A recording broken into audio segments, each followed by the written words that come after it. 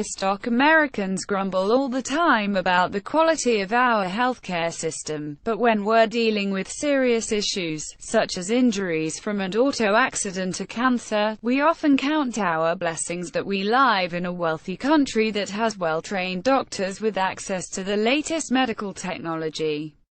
Yet those factors don't always correlate with staying alive.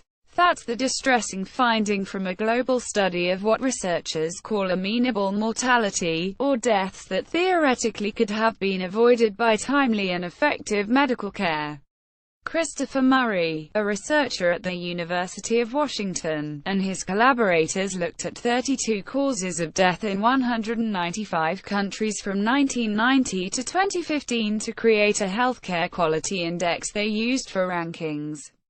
Murray described the findings as disturbing. Having a strong economy does not guarantee good health care, he said. Having great medical technology doesn't, either. We know this because people are not getting the care that should be expected for diseases with established treatments. The top country on their list is Andorra, the microstate in the Pyrenees Mountains with a population of about 85,000 and an economy is based on tourism. The lowest is the Central African Republic, the landlocked country in the middle of the continent where violence by armed groups against the civilian population has broken out in recent days. As might be expected, many highly developed nations, such as Norway, Australia and Canada, scored well. Those in more remote areas in sub-Saharan Africa, South Asia, Latin America and the Caribbean scored poorly.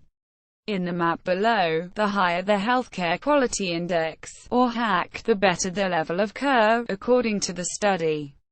The Lancet, the world's superpower, doesn't rank where you might expect it to. The United States scores an 80 on the index, which is at the bottom of the second decile and puts it on par with Estonia and Montenegro. The United States measures well for diseases preventable by vaccines, such as diphtheria and measles, but it gets almost failing grades for 9 other conditions that could lead to death. These are lower respiratory infections, neonatal disorders, non-melanoma skin cancer, Hodgkin's lymphoma, ischemic heart disease, hypertensive heart disease, diabetes, chronic kidney disease and the adverse effects of medical treatment itself.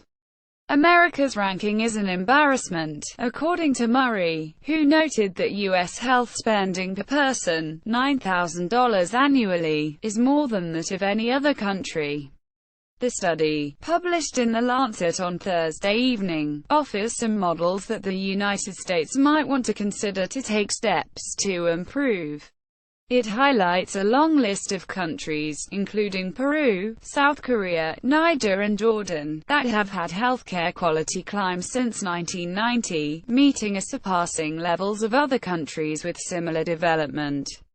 Read more women with advanced breast cancer are surviving longer. Study says blood tests significantly underestimated lead levels. FDA and CDC warn internet abortions may be safe option where procedure is restricted. Study suggests